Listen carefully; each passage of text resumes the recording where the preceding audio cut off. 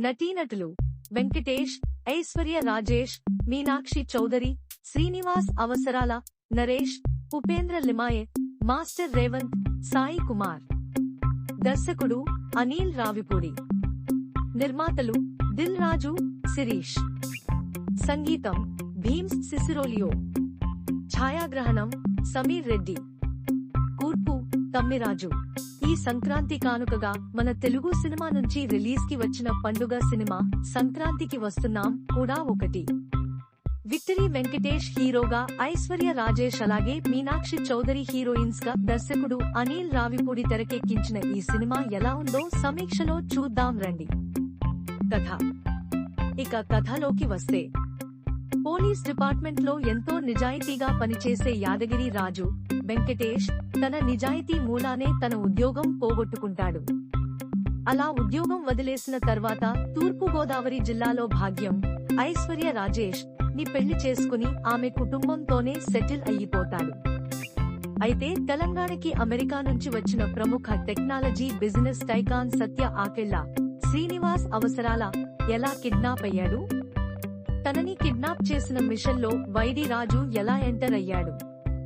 ఈ క్రమంలో తన ఎక్స్ గర్ల్ ఫ్రెండ్ అలాగే డిపార్ట్మెంట్ ఆఫీసర్ కూడా అయినటువంటి మీనాక్షి చౌదరి అలాగే రాజు భార్య నడుమ జరిగే హంగామా ఏ లెవెల్లో ఉంటుంది అనేది తెలియాలి అంటే ఈ సినిమాని చూడాల్సిందే.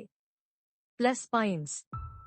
ఈ సినిమాలో మేజర్ హైలైట్ పాయింట్ ఏదన్నా ఉంది అంటే అది ఆద్యంతం వినోదభరితంగా సాగే కథనం అని చెప్పాలి. సినిమా ఎప్పుడైతే గోదావరి జిల్లాలోకి ఎంటర్ అవుతుందో అక్కడి నుంచి కథనం హిలేరియాస్ గా కొనసాగుతుంది అని చెప్పాలి.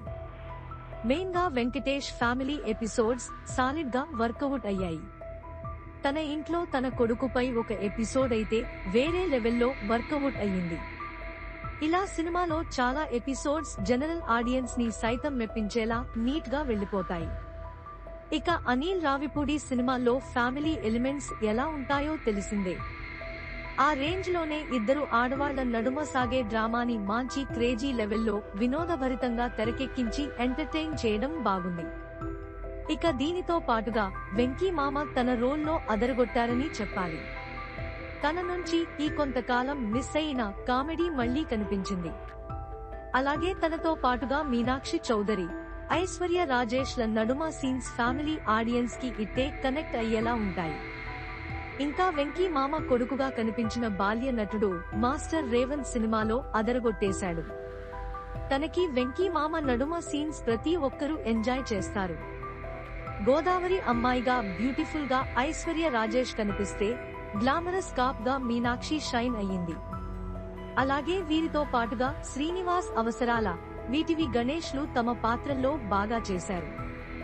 ఇంకా నరేష్, అనిమల్ ఫేమ్ ఉపేందర్ లిమయే పలు సీన్స్ లో నవ్విస్తారు. ఇంకా సాయి కుమార్ కి కూడా సాలిడ్ రోల్ పడింది. ఇలా నటీనటులు పరంగా మంచి ఎంటర్టైనింగ్ కథనంతో సినిమా ఎంటర్టైనింగ్ గా సాగుతుంది. Minus points. Anil Ravipudi Pataas cinema మినహా ఇప్పుడు సంక్రాంతికి వస్తున్న వరకు తన లైన్స్ అన్నీ ఒకంత రొటీన్ గానే ఉన్నాయని చెప్పాలి. అలానే సంక్రాంతికి వస్తున్నాంలో కూడా రొటీన్ లైన్ నే సాగదీస్తూ వెళ్లిపోయారు. దీనితో ఇందులో కూడా అంత కొత్తదనం కనిపించదు.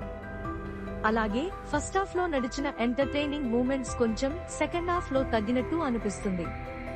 క్లైమాక్స్ లో కూడా తన మార్క్ కామెడీ సీన్స్ ని ఏమన్నా యాడ్ చేసి ఉంటే డోస్ సరిపోయేది. అలాగే లాజిక్స్ కూడా తన సినిమాల్లో పట్టించుకోకూడదు అన్నట్టుగా పరిస్థితులు మారిపోయాయి. సో వాటిని కూడా పక్కన పెట్టేస్తే తప్ప ఇది అన్ని వర్గాల ఆడియన్స్ కి నచ్చకపోవచ్చు. అలాగే సెకండ్ హాఫ్ లో భీమ్స్ యాక్షన్ ఎపిసోడ్స్ లో స్కోర్ ని Vijay Leo cinema Leo Das theme నుంచి కాపీ కొట్టినట్టు క్లియర్ గా అనిపిస్తుంది. సాంకేతిక వర్గం. అనిల్ రావిపూడి, దిల్ రాజు బ్యానర్ నుంచి వచ్చిన గత సినిమాల కంటే ఈ సినిమాలో నిర్మాణ విలువలు చాలా బెటర్ అని చెప్పొచ్చు. మ్యూజిక్ లో భీమ్స్ ఇచ్చిన సాంగ్స్ విజువల్ గా కూడా హిట్ అయ్యాయి.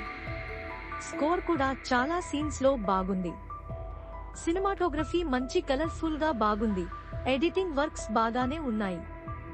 ఇక దర్శకుడు అనిల్ రావిపూడి విషయానికి వస్తే, తనలోని గొప్ప విషయం ఏమిటంటే ప్రతి సినిమాకి కొంచెం రెగ్యులర్ లైన్ నే ఎంచుకున్నప్పటికీ దానిని నడిపించే విధానం మాత్రం ష్యూర్ షాట్ అన్నట్టు ఉంటుంది. అది ఎలాంటి హీరో విషయంలో అయినా సమానంగా కనిపిస్తుంది. సరిగ్గా ఇదే మళ్లీ రిపీట్ అయ్యింది అని చెప్పవచ్చు. సంక్రాంతికి వస్తున్నాంలో కూడా సాలిడ్ హిలేరియాస్ నరేషన్ తో ఆద్యంతం బోర్ లేకుండా సాగిపోతుంది. ఇలా మళ్లీ కంప్లీట్ ప్యాకేజ్ ఎంటర్టైనర్ గా అయితే అనిల్ మళ్లీ సక్సెస్ అయ్యారని చెప్పవచ్చు. తీర్పు ఇక మొత్తంగా చూసినట్టు అయితే ఈ సంక్రాంతికి వస్తున్నాం సంక్రాంతికి వచ్చి ఆడియన్స్ కి సాలిడ్ ఎంటర్టైన్మెంట్ అందిస్తుంది. మెయిన్ గా అనిల్ రావిపూడికి తెలిసిన ఫ్యామిలీ ఆడియన్స్ పల్స్ మళ్లీ వర్కౌట్ అయ్యింది. రొటీన్ రెగ్యులర్ లైన్ ఉన్నప్పటికీ దానికి తగ్గట్టుగా సాగే డ్రామా మంచి హిలేరియాస్ గా సాగుతోంది. దీనితో ఈ పండుగకు ఫ్యామిలీలతో కలిసి ధారాళంగా ఈ చిత్రాన్ని థియేటర్స్ లో చూడొచ్చు.